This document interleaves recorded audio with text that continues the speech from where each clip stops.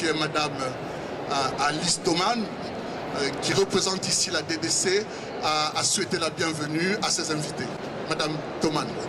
La coopération suisse considère la culture, l'expression artistique et les échanges interculturels comme autant de ressources qui peuvent être mobilisées pour un monde meilleur et plus juste.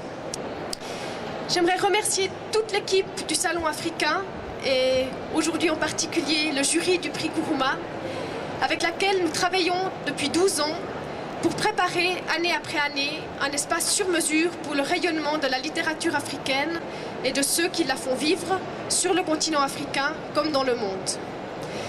Et j'adresse d'ores et déjà mes félicitations nourries au lauréat 2015, dont l'œuvre m'a marquée par sa profondeur et par sa justesse. Et sans citer le titre ni le nom, bien sûr, je ne résiste pas au plaisir d'en citer une phrase. L'auteur écrit: « Tout régime autoritaire grandit ainsi, parce qu'il réussit à faire de l'illusion, de l'inutilité de la communication, de la paresse devant le langage, une vertu individuelle et collective. » Fin de citation. Je souhaite que vive le langage, que vive la communication et que vive la littérature. Merci de votre attention.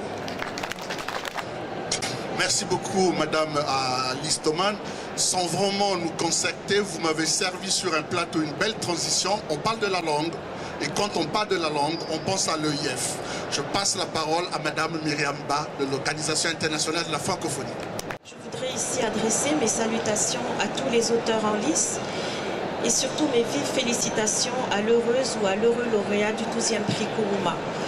Petit clin d'œil au lauréat de l'année dernière, Mutlon, dont le prix couronnait son premier roman et dont un deuxième vient de paraître aux éditions Clés de Cameroun.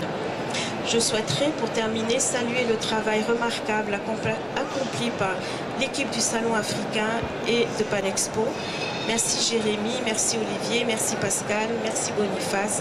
Que cette année soit encore en déboursé des trésors d'ingéniosité pour faire de ce salon un espace où le monde des lettres se trouve dans une communion, dans ce fameux banquet du donner et du recevoir qui marque les prémices de cette civilisation de l'universel que Léopold Sédar Senghor appelait de tous ses voeux. Longue vie au Salon du livre africain, aux assises de l'édition francophone, longue vie au prix Amadou Kourouma. Je vous remercie de votre attention. Avant de débuter cette cérémonie, surtout moi celle qui me concerne, je voudrais rappeler rapidement l'origine du prix que nous remettons aujourd'hui.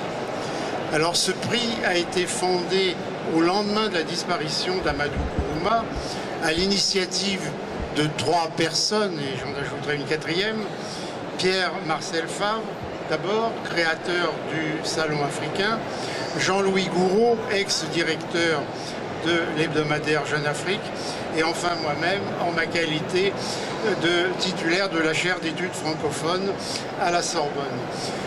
J'ajoute un 4e nom qui est évidemment celui qu'on vient d'évoquer, Christiane Kourouma, que j'ai eu au téléphone récemment, qui se faisait tout un plaisir de venir ici et qui est malheureusement clouée au lit par une méchante lombalgie et donc qui n'a pas pu se déplacer, mais je sais qu'elle est certainement très malheureuse.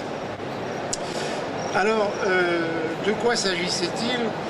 Dans notre esprit, il s'agissait de rendre un hommage posthume à l'un des plus grands écrivains de sa génération, dont le premier roman, Les Soleils des Indépendances, a marqué un tournant décisif dans l'histoire des lettres africaines. Découvert et couronné par les Québécois en 1968, Les Soleils des Indépendances est en effet un roman novateur dans la mesure où, d'une part, c'est le premier texte post-colonial à dénoncer l'imposture des indépendances et où, d'autre part, en raison de sa liberté de ton, il contribue à révolutionner la prose romanesque africaine et, j'ajouterais, à bousculer les sacro-saintes règles du français académique. Décerné chaque année dans le cadre du Salon du Livre et de la Presse, présidé par Isabelle Falconier, que je tiens à remercier pour son implication dans l'organisation de cet événement, le prix Kuruma récompense un ouvrage consacré à l'Afrique subsaharienne et dont l'esprit d'indépendance, de lucidité s'inscrit dans le droit fil de l'héritage légué par le romancier ivoirien. La liste des lauréats distingués par le prix Kuruma au cours des 10 ou 12 dernières années reflète la diversité des choix effectués par le jury, diversité autant géographique qu'éditoriale, et qui a permis de distinguer aussi bien des auteurs que de jeunes talents. C'est de nouveau un primo-écrivain, si je peux utiliser cette formule, Mohamed Bougarsar, qui remporte le prix Kuruma 2015 avec Terre Sainte, publié aux éditions.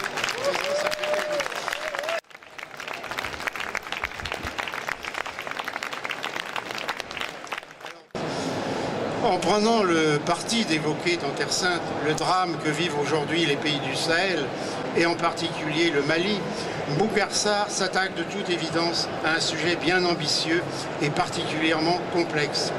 Il faut donc d'autant souligner le mérite du lauréat du prix Kuruma 2015 qui, nonobstant toutes ces difficultés, nous propose dans son roman le récit plausible, sans manichéisme, d'une réalité complexe et encore largement irrésolue. Sans toujours rompre avec sa culture de premier de la classe, il exprime donc les craintes et les espérances des intellectuels et des hommes de culture de sa génération, et il insiste sur la nécessité de faire un choix clair.